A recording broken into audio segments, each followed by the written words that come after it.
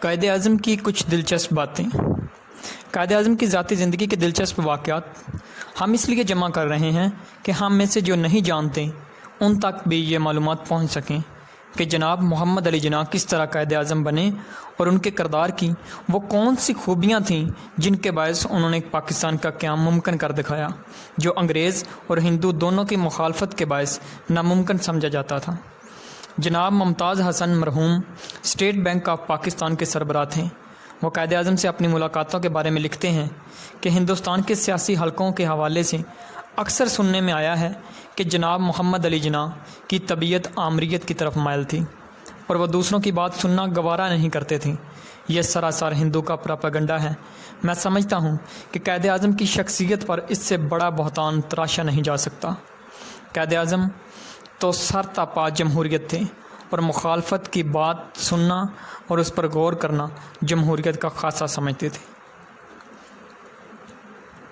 State bank کے governor لکھتے ہیں کہ مجھے یاد ہے کہ ایک موقع پر میں نے ان کی رائے سے شدید طور پر اختلاف کیا۔ یہ ایک مالی معاملہ تھا اور میرا خیال تھا کہ میں سچے دل سے جو بات کہہ رہا ہوں وہی فائدہ مند ہے۔ میں بحث کرتا چلا گیا۔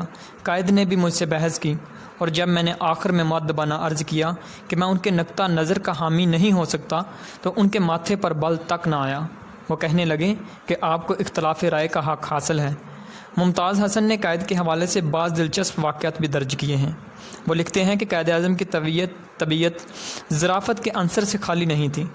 1948 میں جب وہ لندن سے واپس آتے ہوئے ان کا جہاز لیبیا کے ہوائی اڈے العدم پر اترا تو اس کا تذکرہ کرتے ہوئے انہوں نے مزاحیہ انداز میں مجھ سے کہا کہ مجھے لیبیا کا سیاح کہلانے کا حق ہے کیونکہ میں نے کچھ وقت اس کی سرزمین پر گزارا ہے۔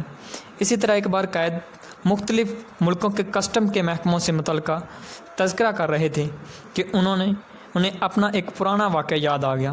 کہنے لگے ایک مرتبہ ایک فرانسیسی کسٹم آفیسر کے سامنے اپنے اسباب کی تفصیل پیش کر رہا تھا۔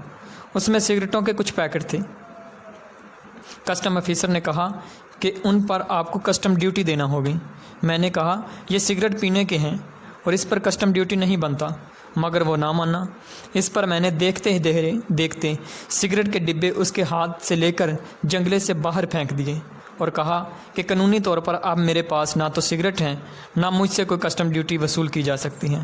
اگر آپ کو شوق ہے تو یہ پیکٹ خود اٹھا لیں اور سگریٹ خود پی لیں۔ کسٹم آفیسر حیران رہ گیا کیونکہ جس چیز پر وہ کسٹم ڈیوٹی وصول کرنا چاہتا تھا وہ میرے پاس تھی ہی نہیں۔ ممتاز حسن لکھتے ہیں کہ اکثر اوقات قائد اعظم کی شخصیت محمد علی جناح کی ذاتی زندگی پر چھائی رہتی تھی۔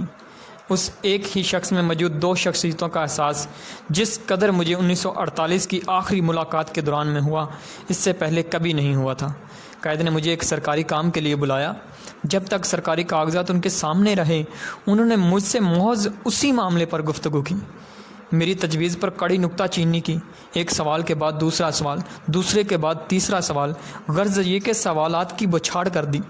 آخر جب پورے طور پر مطمئن ہو گئے تو کاغذات پر دستخط فرمائے۔ پھر قائد کے چہرے پر فی الفور تبسم نمودار ہوا۔ انہوں نے اس سے میری ملاقات میں پہلی بار میرا مزاج پوچھا، پھر ہنس ہنس کر باتیں کی اور بڑی شفقت سے رخصت کیا۔ اس دن مجھے احساس ہوا کہ البتہ یہ ایک حقیقت ہے کہ ان کی ذاتی زندگی ان کی سیاسی زندگی میں چھپ گئی تھی اور محمد علی جناح مشکل ہی سے قائد اعظم کے اندر سے باہر آتے تھے۔